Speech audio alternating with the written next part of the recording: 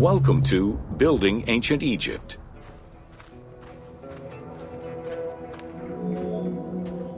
Constructed with bricks made of mud, most ancient Egyptian buildings were not permanent. Only religious temples and funerary monuments were meant to stand the ravages of time.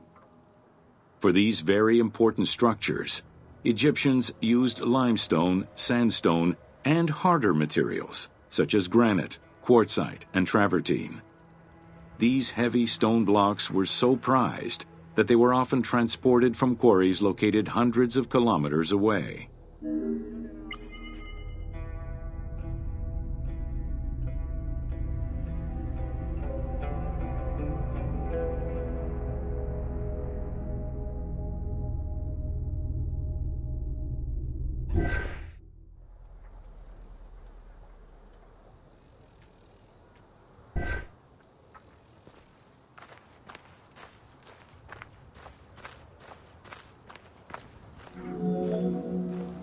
Limestone was common and easy to extract from quarries on the east bank of the Nile.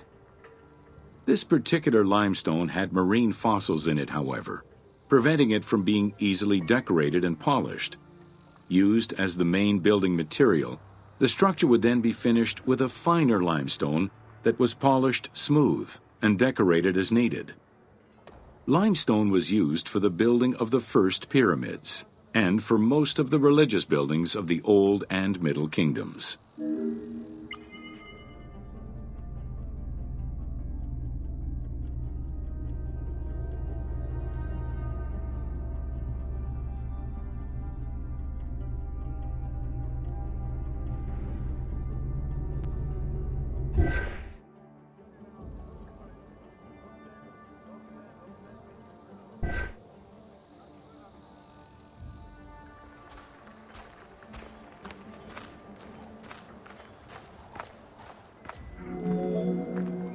Ancient Egyptians preferred to use sedimentary rock beds or layers like sandstone and limestone because they were often easier to extract.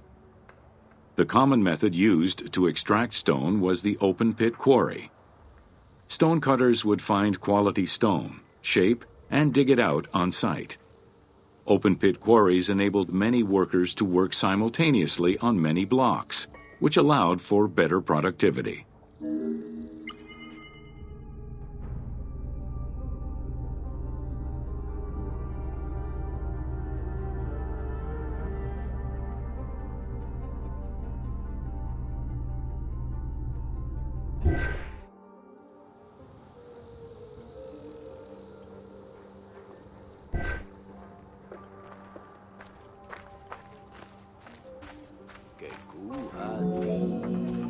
Workers would draw a large grid directly on the stone's surface, taking care to leave a space between the blocks. This allowed them to isolate the different blocks and create a trench that would make the extraction easier. Stoneworkers used iron chisels for hard rock and bronze or copper tools for softer rocks such as limestone. Removing material between each block created a trench line. In some quarries, that trench was wide enough to accommodate a worker, who would then cut the block entirely on site. For harder rocks like granite, workers cut a series of holes and hammered wooden wedges into them. They then soaked the wood until it swelled and caused the rock to split.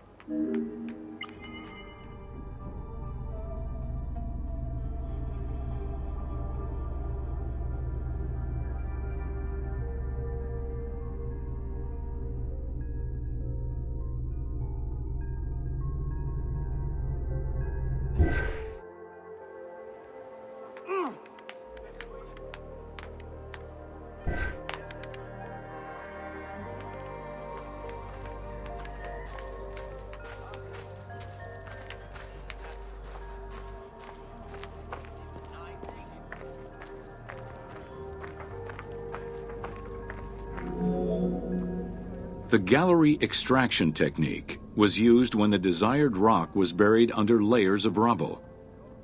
This method was often necessary in order to find the whiter and finer limestone required for a smoother finish. The first step was for the stoneworkers to create an access pit that would allow them to reach the desired wall of stone. Once a wall of quality stone was exposed, workers could then cut out smaller blocks. This pit required a descending platform. Designed like a stairway, it allowed them to free multiple galleries of blocks.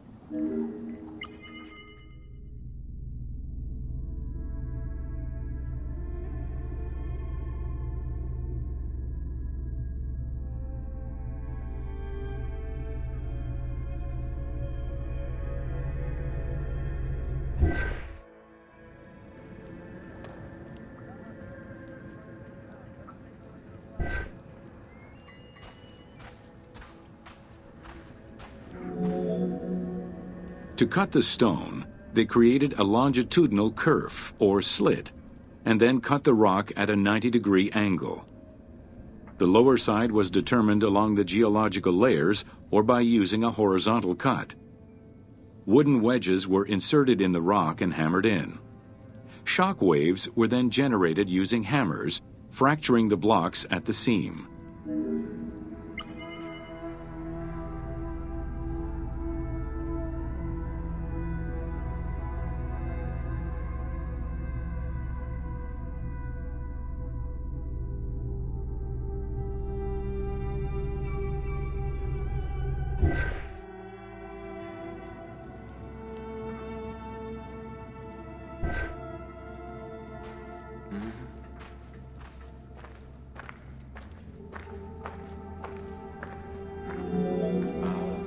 To maintain the stability of these mining pits over the course of quarrying, workers would leave support sections of unexcavated rock.